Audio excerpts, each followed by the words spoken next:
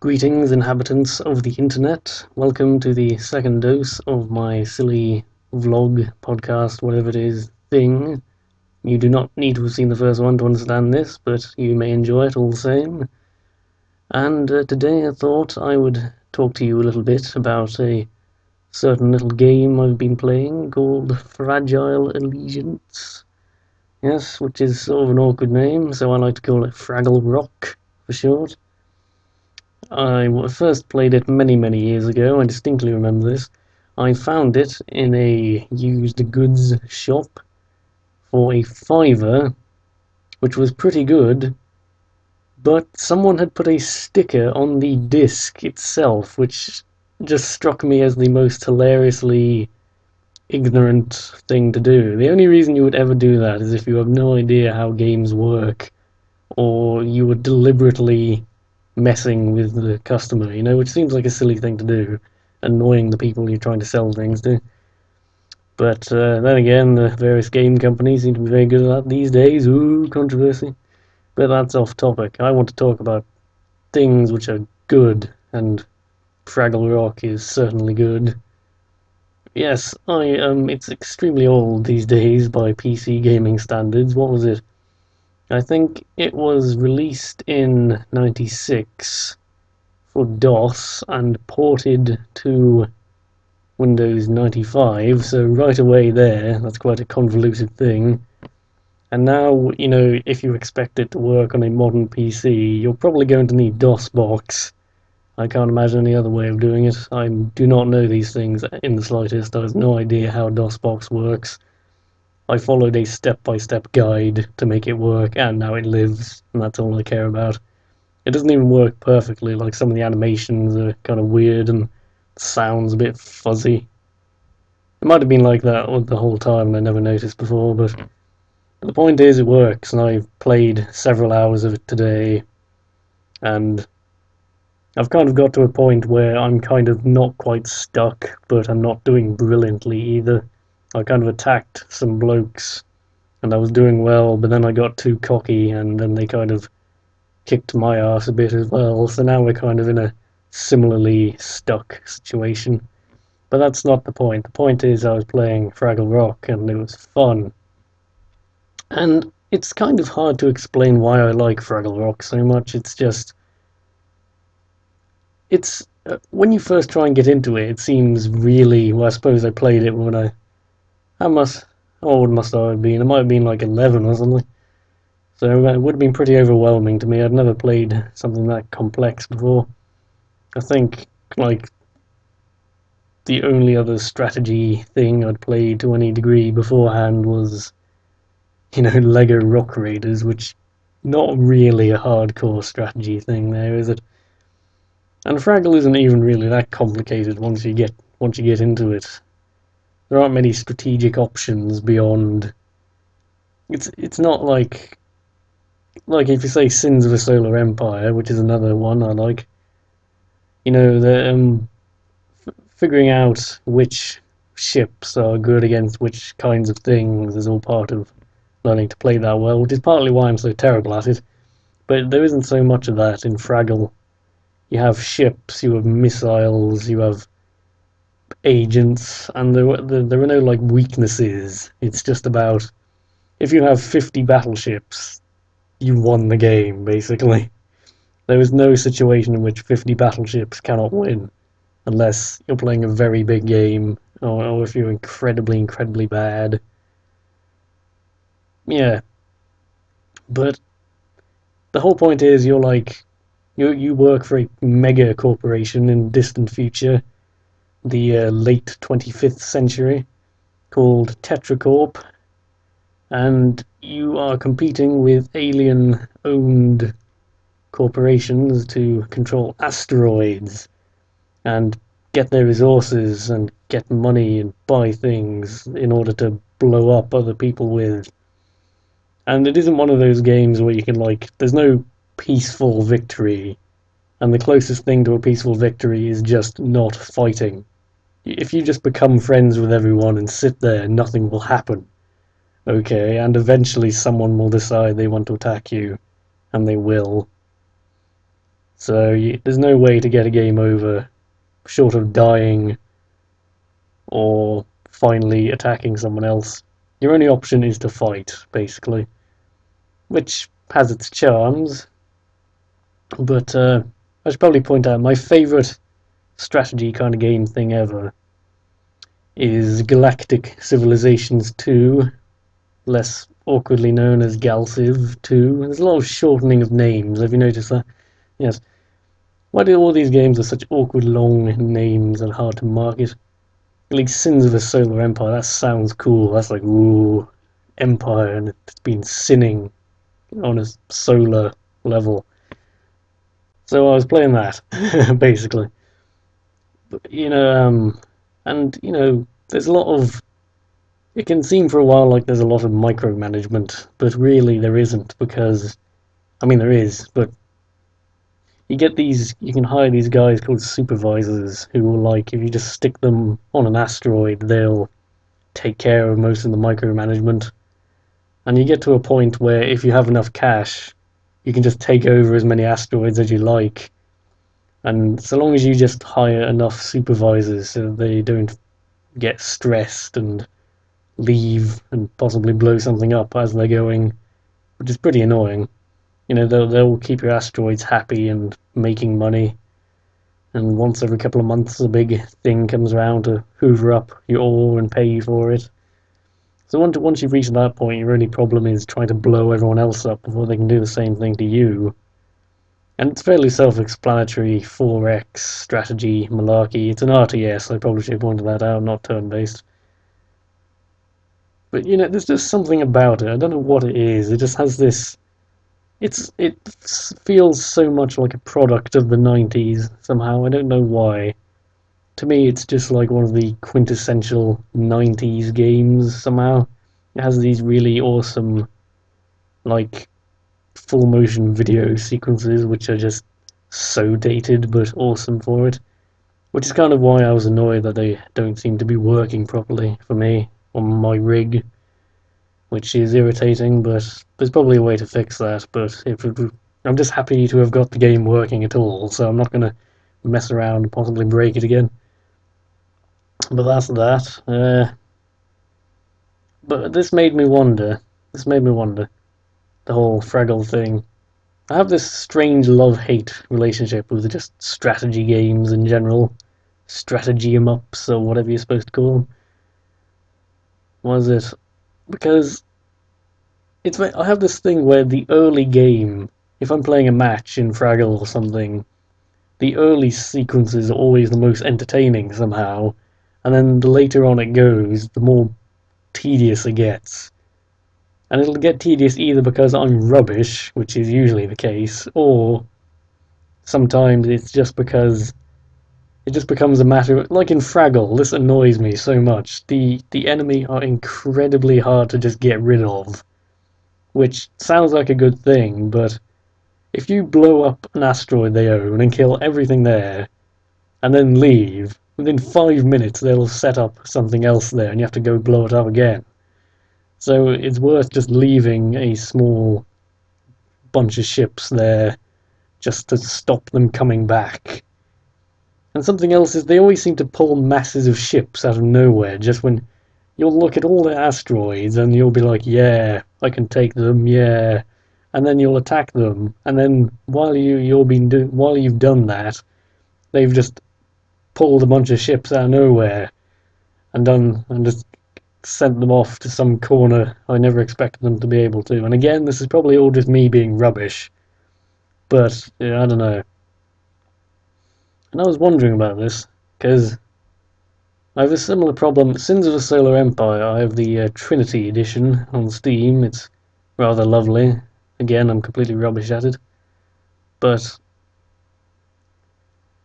Sins, for me, it has this real problem where if I manage to get the upper hand and I'm winning a match, there will always come a point where it's just a matter of chasing the enemy round the galaxy and repeatedly stopping them from taking over things. And it's actually incredibly annoying. And Again, there's probably some very clever way you can stop that happening, but it's very easy to destroy something, but it's hard to stop them making it again. Is kind of my thing. And I don't know, it's just I'm not sure how to really fix that without just making the game easy. Not that I know the slightest thing about making games, but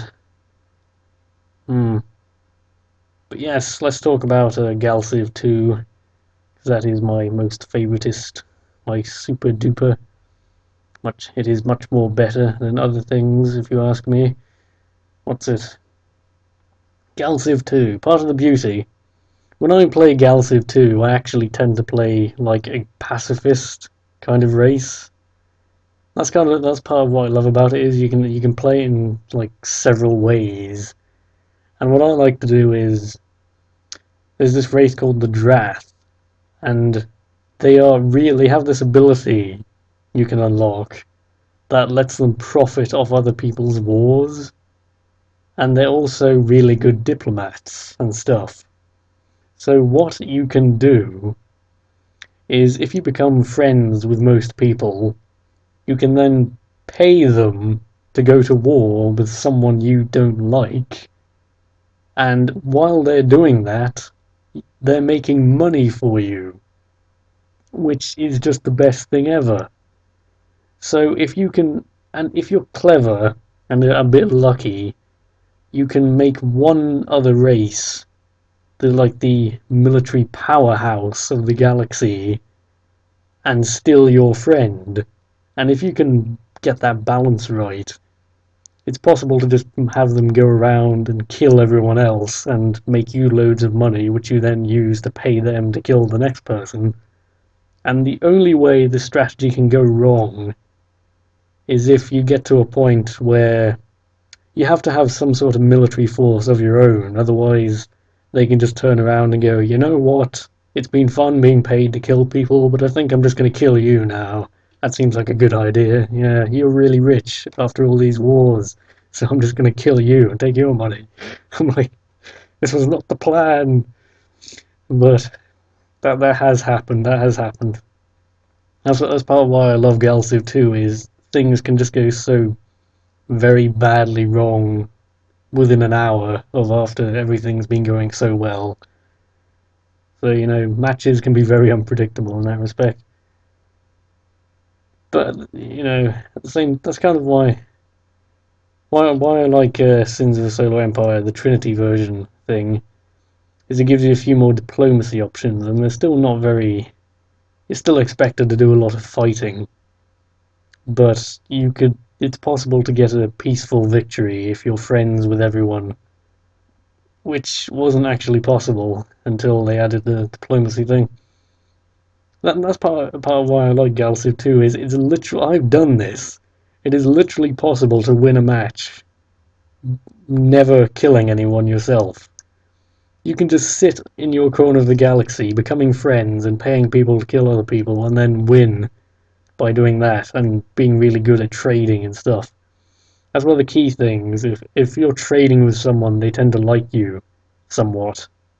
So if you're just trading with everyone, then it makes it harder for them to start hating you. Although they definitely can still.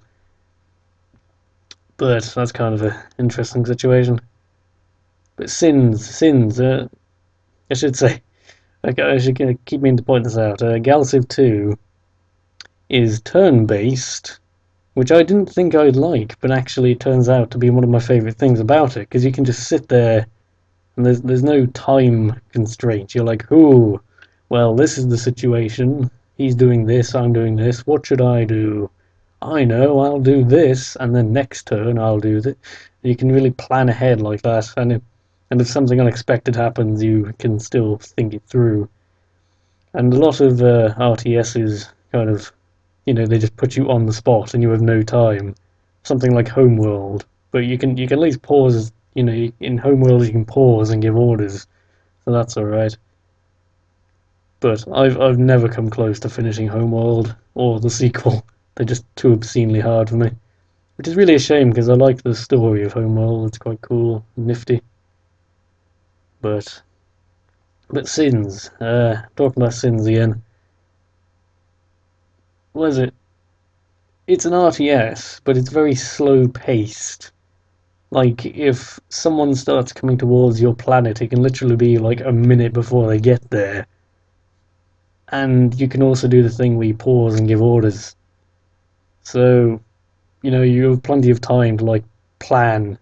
Everyone moves around very slowly in Sins, especially if you have a big capital ship. It takes forever for them to get momentum, and then they spend about 5 minutes kind of getting in the exact right spot they need to be to jump to the next planet. Stuff like that. And, this is what gets me, Sins. On paper, if you just describe Sins of the Solar Empire to me, it should be like one of my favourite games ever. It's like a strategy thing with different races, and you can build stuff and shoot things, and it's all. And it has a. I mentioned Homeworld, which is convenient because it has that sort of control scheme. It plays a lot like a less stiff and awkward version of Homeworld, which I really, really like. It has this really, really good UI system, and naturally, almost every key on the keyboard is a shortcut for something as well. So if you memorize all those, you can really save yourself a lot of time clicking on things. It's really weird. Just it's like the first game that developer made, and yet it's really well done. It's quite awesome. But I just can't explain. I've almost never finished a Sins match. I don't know why. I just get really kind of bored. And I think it's what I mentioned earlier, the whole idea of just chasing someone around the map, trying to kill them, and they always seem to have someone just round the corner that you can't find. And I think Sins is one of those games where if you start losing, it's very hard to turn it round. GalCiv 2 does this as well. Like in GalCiv 2, if you're an idiot and you get your taxes wrong and everyone hates you, it's very hard to just stop losing. You'll kind of get stuck in an endless spiral of losing planets because they either rebel against you or can't be defended enough. Yeah, GalCiv 2 isn't terribly balanced sometimes, but that's something I always hate. What is this? This is kind of a vaguely related point. Something like Mount&Blade is a bit of a tangent. Mount&Blade has strategy elements. That's related. I think that's a very well balanced game, Mount&Blade. I'm thinking of Warband specifically. And all the different weapons have their uses and ups and downs, and that's all good. But if you go onto the forums or anything for Mount&Blade, there's always some know-it-all person who says, well, if you use this particular kind of knight and you do this, then they can stop anything, and the game is broken as a result. And I'm like, people like that just annoy me, kind of I don't know why. It seems unreasonable to hate them. They're pointing out a legitimate flaw in the game, and yet if they hadn't done that, I would have never noticed it, and everything would have been fine. I'm a believer of ignorance being bliss, and if I'd never seen that person say that, I would have never known, and everything would have been fine. But yeah, yes, Mount&Blade. Go by that. I hear that they're supposed to be making a Mount&Blade 2, a proper Mount&Blade 2, not a standalone expansion thing, which could be amazing, even if I don't think my tired old laptop is going to be able to play that, but can't play Skyrim either. But oh well. Yeah, we're getting rambly again. But yes, I don't know what it is about Sins. I just literally cannot explain why I don't just love it. And I'm continually trying to get into it more and more. I think I know part of what it is I find it kind of overwhelming. I think there's it's just gone over that point of complexity where my brain is able to comprehend it. So it's just that little bit too complicated for me. And I'm trying to change this. I'm repeatedly trying to get into it, because this is my fault. As far as I know, the game is not broken, it's me. So So yeah, I'm always trying to remember which ships are good against what and this and that. And I find the game gets infinitely more complicated when you introduce the different races into it as well. Yeah, that's very confusing. But yes, so I'm kind of running out of things to say now, so we might draw this to a close. But this has been a very imprecise attempt at talking to you about some strategy game things that I'm into. I went through quite a phase of playing a lot of strategy things, and then I kind of stopped, and now I'm trying to pick them up again in between doing tons of work and writing and malarkey. So I can thoroughly recommend Fragile Allegiance, GalCiv II, the Ultimate Edition. Get the Ultimate Edition because that's the superior, definitive one. Sins of a Solar Empire, you can get the Trinity thing on Steam at a very reasonable price. I was very happy when it came out on Steam because previously it was on a much more awkward thing called Impulse, and I wasn't too fond of that. Not that Steam is perfect, but I preferred it to Impulse. And what was the other one? Mount&Blade, yes. Nothing space related, Mount&Blade, but I think that's something that needs a lot more publicity than it does. A lot of people know about Sins of Solar Empire and junk, but not everyone knows about Mount&Blade, which is a shame. And I've just been reminded I never did get around to trying that Sins Star Wars mod. I want to do that. That's a great idea. We should do that. But I think this will do for today. I've been Trizon, also known as Kieran if I like you. I hope I like you. I want to like you. Don't let me not like you. And I'm sure I'll find some fitting spacey music to finish this off for today. Fare thee well.